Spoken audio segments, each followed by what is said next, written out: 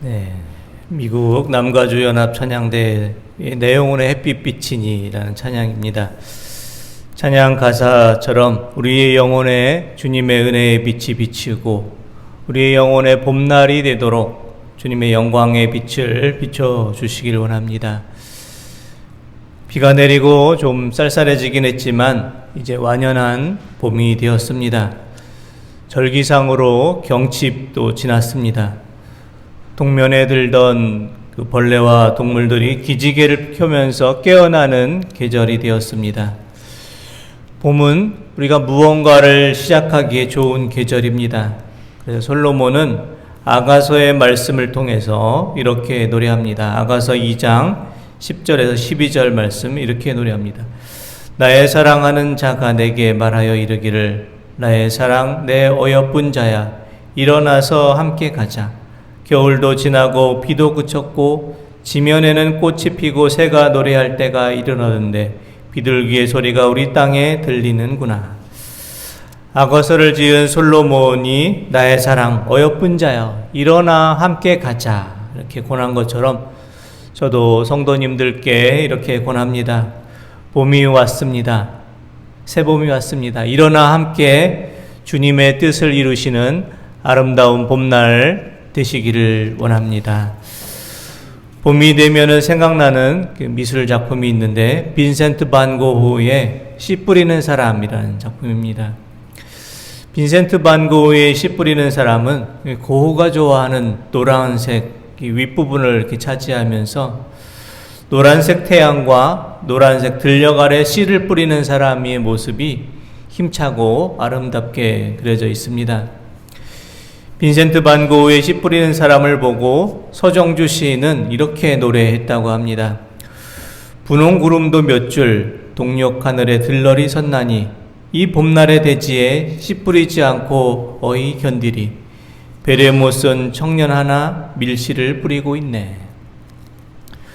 서정주 시인은 빈센트 반 고흐의 그림을 보면서 이 봄날의 대지에 씨 뿌리지 않고 어이 견디리 이렇게 노래를 했습니다. 그렇습니다. 서정주 시인의 그 노래처럼 지금은 씨 뿌리지 않고 견딜 수 없는 봄날이 되었습니다. 주님께서 십자가의 사랑을 통해서 구원을 이루신 사순절의 이 시간 우리도 믿음의 씨앗, 소망의 씨앗, 사랑의 씨앗을 뿌리는 시간이 되시기를 원합니다. 이 땅에 우리가 씨앗을 뿌린다는 것은 어떤 의미의 말씀일까요? 이 땅에 우리가 씨를 뿌린다는 것은 우리를 부르시고 우리에게 명하신 하나님의 부르심에 응답을 한다는 말입니다. 오늘 말씀은 이스라엘의 민족의 위대한 지도자 모세가 하나님의 부르심을 받는 장면입니다. 이 땅에 복음의 씨앗을 뿌리는 자로 모세가 하나님의 부르심을 받은 것입니다. 그런데 모세는 하나님의 부르심에 망설이며 주저하고 있습니다. 하나님께서 지금 애굽 왕 바로에게 나아가서 내 백성 이스라엘을 내보내게 하라 이런 사명을 주실 때 모세는 이렇게 말합니다. 하나님, 제가 누구이긴데 바로에게 가며 이스라엘 자손을 애굽에서 인도해 내리까? 모세는 다음과 같은 말을 하면서 자신이 하나님의 부르심과 사명을 감당할 수 없다라는 말을 하고 있습니다. 출애굽기 4장 10절에서 모세는 이렇게 말합니다. 모세가 여호와께 아뢰되 오 주여 나는 본래 말을 잘하지 못하는 자니이다. 주께서 주의 종에게 명령하신 후에도 역시 그러하니 나는 입이 뻣뻣하고 혀가 둔한 자이니이다. 모세는 하나님의 부르심에 이렇게 말합니다. 자신은 말을 잘하지 못하고 입이 뻣뻣하고 혀가 둔합니다. 이렇게 말합니다. 모세가 이렇게 말하는 것은 거짓이 아니었습니다. 모세는 언변이 뛰어나지 못한 사람이었고 그래서 항상 그의 곁에는 말 잘하는 형 아론이 모세의 대변자로 곁에 있었습니다. 모세는 자신의 약점과 부족한 부분을 말하면서 하나님의 말씀을 전하기에 부족한 사람임을 말합니다. 하지만 모세의 변명 앞에 하나님께서는 단호하고 분명하게 이렇게 말씀하십니다. 출애굽기 4장 11절에서 12절 말씀입니다. 여호와께서 그에게 이르시되 누가 사람의 입을 지었느냐? 누가 말 못하는 자나 못 듣는 자나 눈 밝은 자나 맹인이 되게 하였느냐? 나 여호와가 아니냐? 이제 가라. 내가 내 입과 함께 있어서 할 말을 가르치리라. 언변이 없고 말주변이 없어서 하나님의 말씀을 대언할 수 없다는 모세에게 하나님께서 이렇게 말씀하십니다. 누가 사람의 입을 지었느냐? 누가 말 못하는 자나 못 듣는 자나 눈 밝은 자나 맹인이 되게 했느냐? 나 여호와가 아니냐? 우리의 눈과 입을 지으신 하나님께서 지금은 사명을 맡겨주시는데 말을 못하는 것, 말 주변이 없다라는 것이 어떤 변명이 되겠느냐 이렇게 말씀하십니다. 그리고 하나님께서 이렇게 말씀하십니다. 이제 가라. 내가 내 입과 함께 있어서 할 말을 가르치겠다 이렇게 말씀합니다. 말을 잘 못하는 것 때문에 사명을 감당하지 못할까 염려하지 말라. 내가 내 입과 함께 있어서 할 말을 가르쳐주고 인도해주겠다. 염려하지 말라 이렇게 말씀하십니다. 하나님께서 2021년 새봄 우리를 부르셨습니다. 많은 사람 가운데 우리를 택하셔서 2021년의 새봄의 시간, 2021년의 시간, 하나님의 뜻을 이루는 시간, 복음의 씨앗을 뿌리는 사람으로 우리를 부르셨습니다. 모세처럼 우리의 부족함과 연약함을 바라보며 하나님께서 주신 사명을 감당할 수 없다라고 말하지 않기를 원합니다. 우리를 지으신 하나님, 우리를 너무나 잘 아신 하나님께서 그 모든 것을 아시고 우리를 부르셨습니다.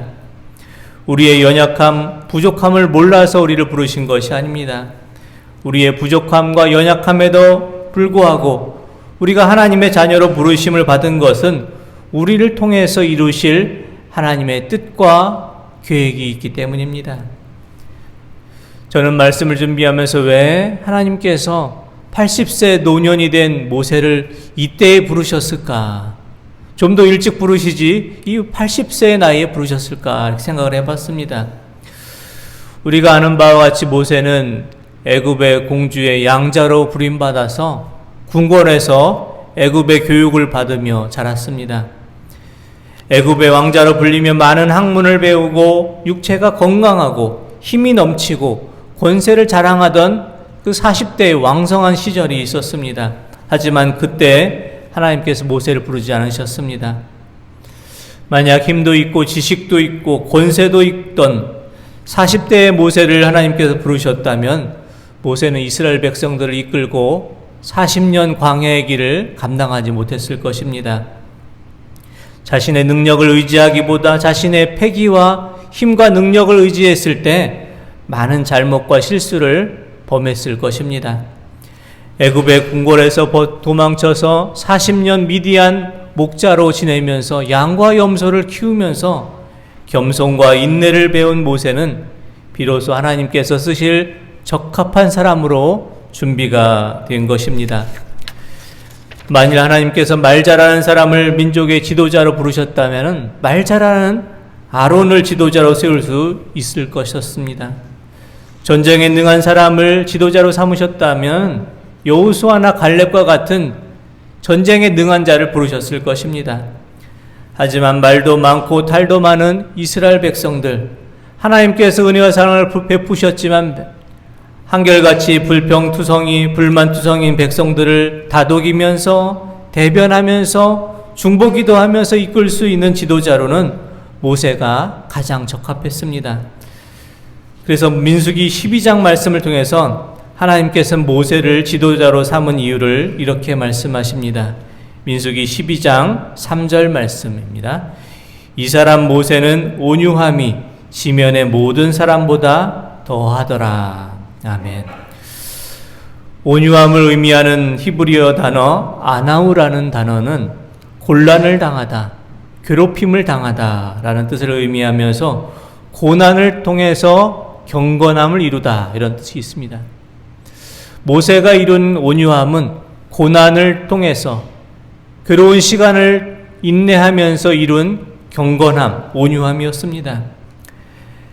애굽의 왕자로서 큰 힘과 영향력을 가지고 있던 모세가 40년 미디안 양치기로 양과 염소를 키우면서 고난을 통해서 온유함과 인내를 배우게 되었을 때 비로소 하나님의 사람으로 택할 준비가 된 것입니다.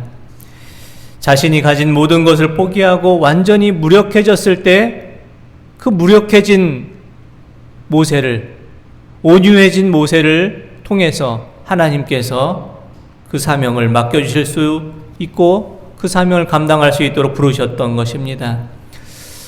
가끔씩 유명 연예인이나 유명인들이 목회자로 부름받아서 어느 날 갑자기 목회자가 됐다, 이런 이야기를 들은 경우가 있습니다. 몇 해 전에는 고문 기술자로 알려진 그 이근한 경감, 이근한 씨가 목사가 되었다라는 소식을 듣고 잘 목회를 감당할까 이런 염려가 있었는데, 얼마 전에 전두환 씨의 아들 전재국 씨가 목사가 되겠다라는 또 기사를 보았습니다.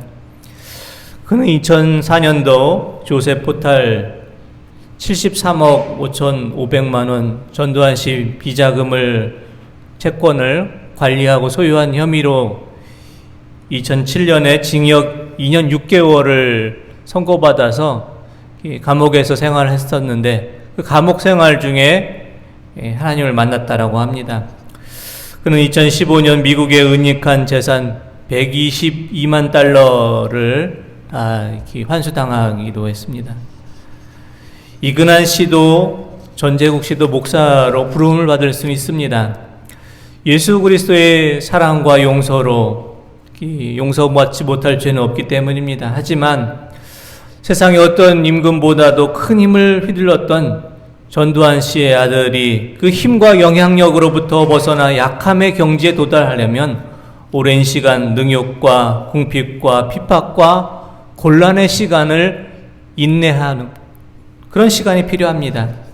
하나님의 사람으로 쓰임받기 위한 온유함은 고난의 시간을 인내하고 난 후에 사도 바울의 고백처럼 내가 약할 때 강함이라 라는 고백을 할 수 있는 준비를 갖추고 있어야 합니다. 사도 베드로는 성전 미문 앞에 있는 지체장애인을 향해서 이렇게 외쳤습니다. 은과 음은 내게 없거니와 내게 있는 것으로 내게 주노니 곧 나사렛 예수의 이름으로 일어나 걸으라, 이렇게 외쳤습니다. 세상의 은과 금, 세상의 어떤 종류의 힘과 능력과 어떠한 강압적인 폭력도 다 사라질 때, 온전히 우리가 무력해지고 약함을 자랑할 수 있을 때 우리는 예수 그리스도의 이름으로 하나님의 이름을 감당할 수 있는 것입니다. 2021년 봄날 세상의 많은 사람 가운데 하나님께서 우리를 택하셔서 세상에 씨 뿌리는 자로 삼으시려고 합니다. 하나님께서는 각 시대마다 꼭 필요한 사람을 그때 부르셨습니다. 지금 하나님께서 우리를 부르셨다면 우리가 그 일을 감당할, 하나님의 뜻을 감당할 때가 되었기 때문입니다.